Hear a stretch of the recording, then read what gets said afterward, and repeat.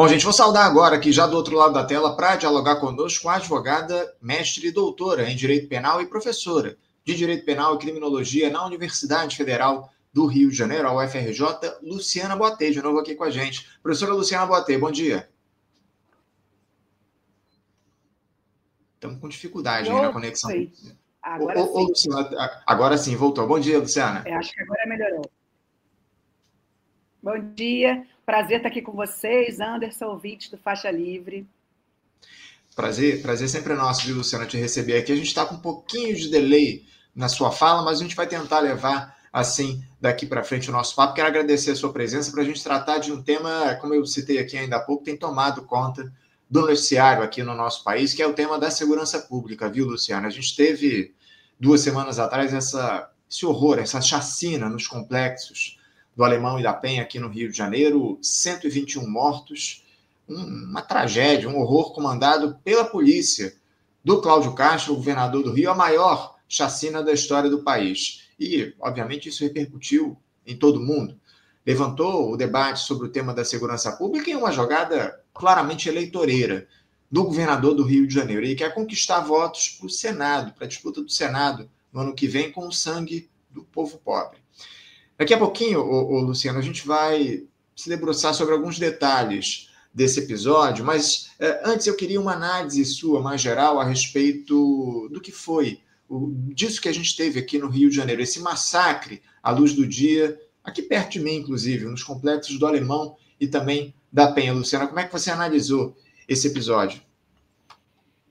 Bom, Anderson, o Rio de Janeiro ele tem sido palco, né, de muita violência, de várias chacinas, historicamente, se a gente for buscar, e tem um comentário que uma aluna minha que pesquisou esse tema trouxe do jornal New York Times, dizendo que no Brasil as pessoas comumente conhecem a palavra massacre, ou seja, essa palavra massacre, chacina, ela é uma palavra que popularizou, porque já foram tantas, e a gente continua reproduzindo essa lógica de segurança pública violenta, absolutamente, né, violadora de direitos humanos, que desrespeita as pessoas, sem que se tenha conseguido jamais nenhum resultado positivo. Mas é como se o padrão, né, da ação das autoridades não pudesse ser questionado, porque quem questiona está defendendo bandido. Então, a gente não consegue nem debater a questão da eficácia, porque já é absolutamente provado que esse método violento, além de violar direitos humanos, ele não é eficaz em relação aos objetivos. Mas o que nós temos é uma reprodução. E o que nós vimos hoje, vimos 2 semanas, e seguimos vendo hoje, é uma lógica de uma política da direita, em especial da extrema-direita, que está buscando elementos a partir de algo que é real, que é o medo, né, da população, é o pânico, é essa demanda por segurança pública, que, na verdade, e aí é nisso que nós da esquerda precisamos refletir, né? Essa insegurança ela é causada pelas próprias estruturas do capitalismo, que é um capitalismo que não sobrevive sem os mercados ilícitos, é intrínseco ao funcionamento capitalista a existência de mercados ilícitos, e no caso da política de drogas, da criminalização, esse mercado ilícito é o que construiu, né, é o proibicionismo, é a política de drogas que construiu esse cenário que hoje está sendo, vamos dizer, alvo de reproduzidas políticas de violência, né? Nós não vemos ações de segurança. A ação da polícia no Brasil, com esse tipo de ação, nunca trouxe mais segurança. São ações que trabalham na perspectiva midiática de ações espetaculares. E aí o que tivemos na Penha foi algo que superou e muito, né, o que já se vinha de quantitativo de morte, logo depois do Supremo ter se dedicado na DPF 635, né, a essa análise. Como adequar uma política de segurança pública à Constituição e aos direitos fundamentais. E a resposta do governo Cláudio Castro, no caso, foi mais mortes. Então, é algo que reproduz uma certa tradição de um enfrentamento que a gente sabe que não funciona, mas que gera saldo político, e, ao mesmo tempo, com isso, ele também contestou o Supremo, que eu não tenho dúvida, ele já vinha, Cláudio Castro já vinha trazendo algumas, e com isso resolveu bem dar mais uma lacrada, por assim dizer, né, como se diz por aí. Sem dúvida alguma. A gente vai, inclusive, entrar nesse tema do Supremo daqui a pouquinho, como é que o STF tem discutido essa questão do massacre que a gente teve lá no Alemão e na Penha. Agora, o Luciano, juridicamente, o Cláudio Castro, ele pode ser responsabilizado de alguma forma por essas 121 mortes? Porque é evidente que não dá para naturalizar uma operação como essa. Você vê espaço para que o Cláudio Castro seja responsabilizado juridicamente por, pelo menos, parte aí dessas 121 mortes lá no Alemão e na Penha? Veja, do ponto de vista moral, de uma análise, né, política da situação, a responsabilidade dele é clara, porque é uma responsabilidade decorrente de quem comanda, né, do ponto de vista político. Chama atenção, e isso eu tive a oportunidade também de falar, chama atenção a própria reação, as falas públicas do governador logo no momento e após a chacina, quando se tornou público, que ele diz que ele matou, a operação tinha sido um sucesso e que eram todos bandidos. Então, nesse sentido, eu não tenho dúvida que, politicamente, ele tem uma responsabilidade por essas mortes, porque, veja, nenhuma autoridade pode garantir que, numa operação como essa, todos sejam bandidos. Isso é uma afirmação que, por si só, pelo contrário, para mim, ela é uma confissão, porque foi esse o sentido. Ele entrou ali e comandou uma operação para matar supostamente traficantes, tá certo? Mas ele, em momento nenhum, reconhece os riscos da operação, e isso também temos que responsabilizá-lo. Porque, veja, ainda que fosse uma operação bem planejada, no sentido de proteção das pessoas, o que eu acho que não foi, né? Essas operações, elas apresentam risco já inicial, porque você está promovendo uma troca de tiros contra, né, um combatente ali que tem armamentos pesados e que tem o controle do espaço, o que corre o risco de pessoas que não estão envolvidas no conflito sejam alvejadas. Mas o governador, ele sequer afirma que poderia haver algum problema. Então, ele já vem com a sua fala construída. E, a partir daí, o que se tem de concreto? O que se tem é a necessidade de uma investigação, porque quem controla a investigação é o próprio investigado. Então, essa questão hoje, para se além da responsabilidade política, que para mim existe, já tem até um pedido de impeachment, né, que eu acho que deveria, sim, ser promovido no sentido de uma responsabilidade política da historialidade, afirmar não aceitamos esse tipo de lógica de enfrentamento da forma como foi conduzido e que vem sendo vangloriado por esse governo. Agora, o problema é como, para além da atribuição de uma responsabilidade política, a gente pode juridicamente criar, ter elementos. E esse é o desafio do momento. O desafio do momento é poder-se ter uma investigação isenta, em primeiro lugar, em relação à identificação e mapeamento, aprofundamento das pessoas ali que foram alvo, também a verificação das câmeras. Então, é necessário e urgente que para uma investigação independente, que haja uma perícia independente, que haja acesso às imagens e a dinâmica ali do território para que se possa efetivamente verificar dentro daquela cadeia de comando que, por exemplo, no caso do próprio Cláudio Castro, o que nós temos, além das responsabilidades por coautoria e participação, ou seja, quem contribui, quem dá ordem, responde penalmente pelo resultado. Mas nós temos também mecanismo de atribuição de responsabilidade, que é a responsabilidade do comandante. Isso está previsto no TPI, no Estatuto de Roma, nos mais graves crimes contra a humanidade, justamente essas autoridades que são politicamente responsáveis, elas estabelecem uma política de morte. E o risco daquela política de morte é o número de pessoas que é vítima de uma operação quando você tem alguém num cargo de poder né, que usa a própria estrutura e o armamento decorrente daquele cargo de poder, no caso aqui o governador, mas nós temos exemplos de crimes internacionais, que era o presidente da República, que era, né, quem controlava ali o órgão, seja militarizado ou não, que tem acesso ao armamento, e nesse sentido tem também uma construção jurídica que é a responsabilidade do comandante, que vai além da responsabilidade individual daquele que deu o tiro. Então, eu acho que aqui a gente demanda uma investigação isenta, o que, no momento, ainda não está sendo possível.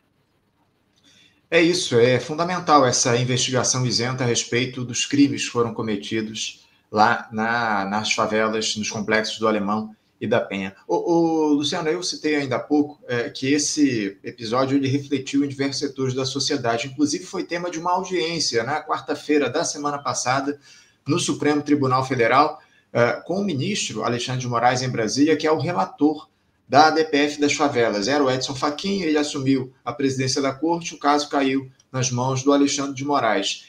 Esse encontro teve duração ali mais ou menos de 2 horas e contou com a participação de 29 representantes de organizações já habilitadas nesse processo, nessa DPF das favelas. E você, Luciano, esteve na corte para participar dessa reunião.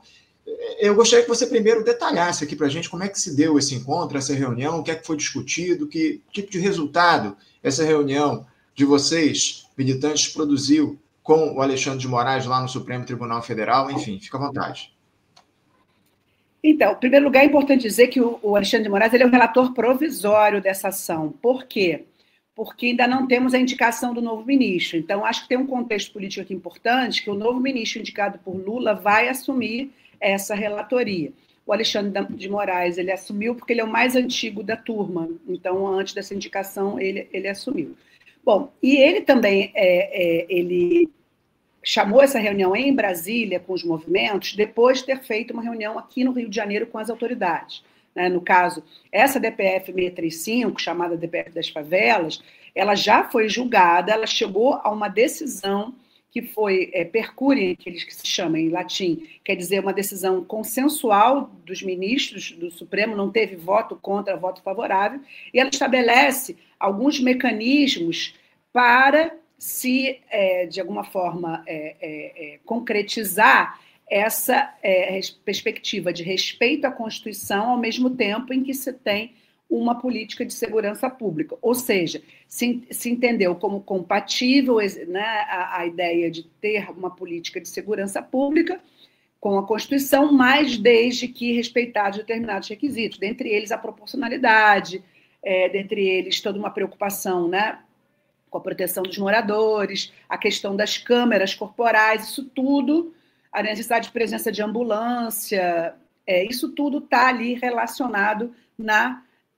no acordo, na decisão final da DPF. Então, o Alexandre de Moraes, quando vem ao Rio, ele faz reuniões com o Cláudio Castro, até com o prefeito do Rio ele fez, no sentido de, pelo que ele nos narrou, de demandar e entender e pedir informações sobre aquele contexto. Tem uma informação que o Alexandre de Moraes perguntou para o governador, que eu acho importante trazer aqui, que é o seguinte, ele perguntou, então, governador, agora que essa operação, né, que o senhor diz que foi positiva e etc., já se encerrou, então o senhor pode garantir minha segurança se eu for agora para aquela região lá da Mata, da Serra da Misericórdia, para então fazer uma inspeção em loco?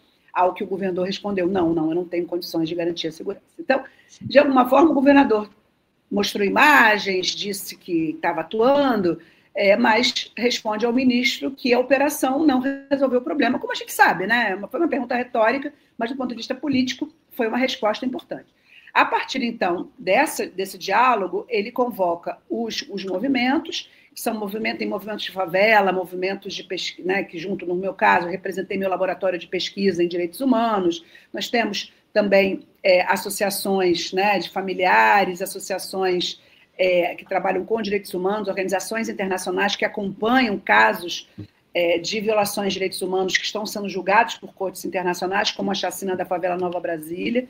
Ou seja, nós temos aqui também, nessa chacina da Penha, com o olho nessa investigação, tanto aqui que se pretende que haja uma federalização, uma investigação a fundo, como a Corte Interamericana de Direitos Humanos também está de olho, porque já foi feita notícia desse caso. E o que os movimentos trouxeram foram as informações das situações que aconteceram, em especial uma preocupação com os familiares que estão sendo alvo de criminalização. Ou seja, além de chorarem por seus parentes mortos, conforme isso foi um assunto que foi tratado muito importante, que foi a questão da movimentação dos corpos, né, dos próprios familiares terem retirado os corpos ali da mata e trazido para que eles pudessem ser enterrados.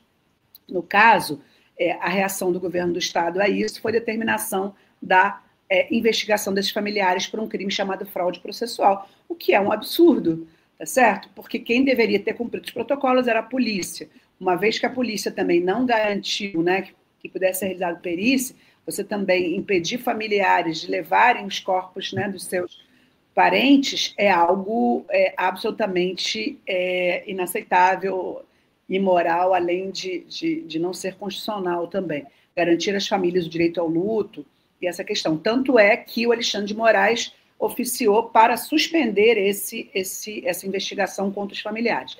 E tem um segundo ponto, que é o fortalecimento do Ministério Público. O Alexandre de Moraes, né, escutou todas as narrativas, as questões mesmo do que como aquela operação impactou, né, a própria comunidade, os efeitos assim dessa tragédia, né, desse número enorme de mortos, como também o Alexandre de Moraes manifestou uma preocupação em garantir que o Ministério Público consiga fazer uma investigação independente. O que aqui nos traz uma questão. Será que o Ministério Público do Rio de Janeiro é capaz de conduzir essa investigação independente ou é necessário federalizar? Os movimentos têm trabalhado na perspectiva de demandar uma investigação independente, mas o que a gente sentiu do Alexandre de Moraes é que ele, até por ter trabalhado como secretário de Segurança Pública, etc., a linha dele é: vamos fortalecer o Ministério Público do Estado do Rio de Janeiro para que o Ministério Público do Rio de Janeiro consiga fazer uma investigação.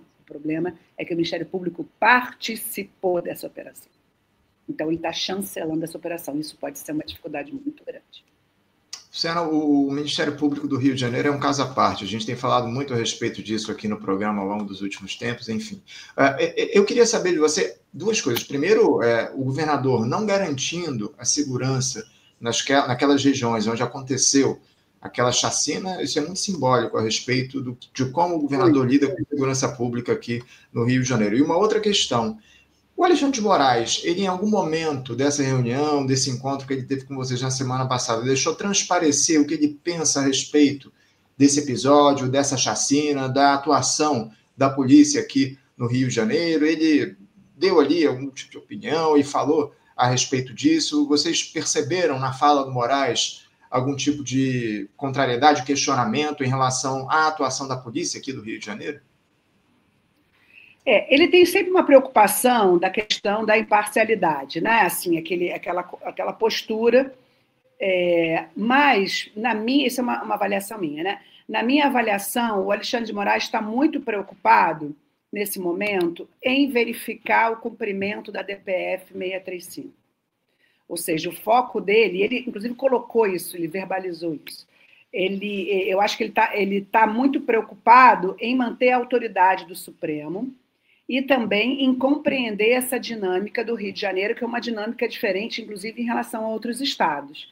A minha sensação é que o Alexandre de Moraes, ele também fez algumas perguntas e questionamentos que me parece, ele tem uma grande preocupação em fiscalizar como a institucionalidade vai lidar com esse caso. Ou seja, ele tem consciência, né, da repercussão desse número de mortos, né, e da qualificação desse termo como uma chacina, logo após o momento em que o Supremo, nós temos aí meses depois da decisão do Supremo Tribunal Federal, na DPF 635, e também uma preocupação, eu acredito, com esse grande número de chacinas, em especial no Rio de Janeiro. Ou seja, ele pode ser um aliado se ele estiver convencido da má conduta da polícia no caso. Só que ele ainda não está convencido. Por hora, ele está agindo no sentido de garantir e oficiar, ele é muito ágil, isso é muito importante, né? Ele é um relator muito ágil, então ele tá manobrando institucionalmente, eu acho que esse é o foco dele, para garantir a investigação. Eu não sei se ele tem, não me parece que ele tenha já uma opinião formada, mas ele sabe que tem procedimentos que extrapolam toda e qualquer lógica, em especial também, porque quando nós não falamos disso aqui, mas além da chacina, nós tivemos também problemas no IML, né? Pessoas sendo interrogadas antes, demora, enfim.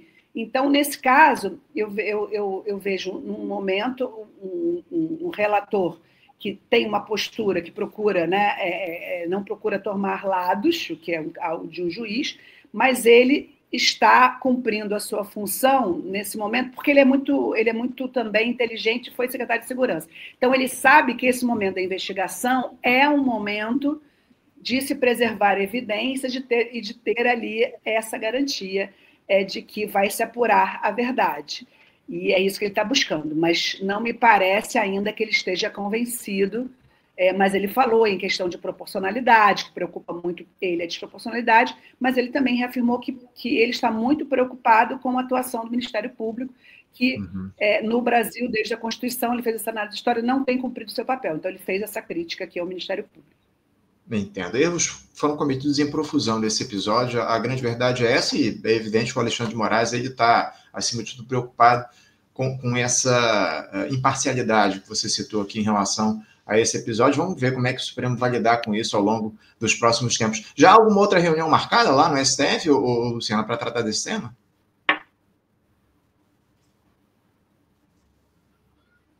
Você me escuta, Luciana? Perdemos aqui a Luciana, não sei se ela está me ouvindo, ou travou a imagem dela, estamos com problema. Estão percebendo que a imagem da Luciana está um pouquinho prejudicada. Isso é por conta da conexão, tá? A conexão dela está um pouquinho ruim onde ela está, não sei se na casa dela, enfim. Vamos tirar aqui a imagem da Luciana, que está travada aqui na tela. Vamos ver se a gente consegue retomar a fala da Luciana. Ainda estou com a imagem dela travada aqui. Se ela estiver me ouvindo, inclusive, eu peço, nem foi necessário pedir, ela já saiu aqui dos bastidores para tentar refazer a conexão e dar sequência aqui a esse papo conosco no Faixa Livre. Quero saber dela, obviamente, se já há outros encontros marcados lá no Supremo Tribunal Federal com o Alexandre de Moraes, com outros ministros, para tratar, obviamente, desse tema envolvendo a chacina aqui no Rio de Janeiro. E também quero a opinião dela sobre esse PL antifacção que a gente tem, está colocado, enfim, que está em discussão no Congresso Nacional. A Luciana tem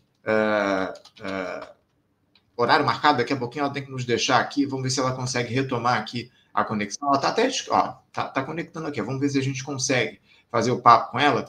Luciana, você me escuta bem? Agora estou escutando. Agora sim, vamos lá. Eu fiz um questionamento rápido aqui, deixa eu voltar aqui a imagem, pronto. Eu fiz um questionamento rápido aqui, Luciana, para saber se já há alguma outra reunião marcada lá no Supremo Tribunal Federal para tratar a respeito desse tema. Não há uma reunião, mas nós estamos fazendo, esses movimentos estão fazendo petições. E ontem foi protocolado um pedido importante, que a gente quer saber se as armas que foram usadas nessa operação, se elas foram acauteladas para perícia. Ou seja, então foi feita uma demanda do Alexandre de Moraes para que ele garanta, junto ao governo do Estado, informações sobre justamente a garantia de que a perícia vai ser feita. A perícia é essa que vai ter que ser feita não só nos corpos, mas também nos projéteis encontrados, no armamento, e para efetivamente saber o que aconteceu, né, aqui no Brasil a gente faz pouca perícia, infelizmente, né, mas a perícia ela é essencial justamente para essa investigação desses crimes em que tem-se muita dificuldade de poder fazer essas apurações. E foi feita essa demanda. Então, não tem previsão de nova reunião com Alexandre de Moraes, mas ele segue despachando. O governo do Estado pediu um adiamento de algumas informações, né, do prazo para enviar algumas informações. Então, acho que por hora ele vai ficar administrando na base dos pedidos de petição. Não acredito que ele chamará outra audiência tão cedo, a não ser que haja algum fato novo. Vai esperar aí os documentos chegarem, os prazos se dão, enfim. Ô, Luciano, eu sei que você está com horário restrito, daqui a pouquinho você tem que deixar a gente, mas eu rapidamente queria saber uma opinião tua a respeito desse PL antifacção que está em discussão lá na Câmara dos Deputados. Ia ser votado ontem lá na Câmara, o Hugo Mota acabou deixando de votar isso, enfim, postergando essa análise para a próxima semana, muita discussão em torno do texto do Guilherme Derrite, que é secretário de Segurança em São Paulo, voltou para a Câmara dos Deputados só para relatar esse tema, num conluio ali entre o Hugo Mota, o governador de São Paulo, Tarcísio de Freitas, enfim.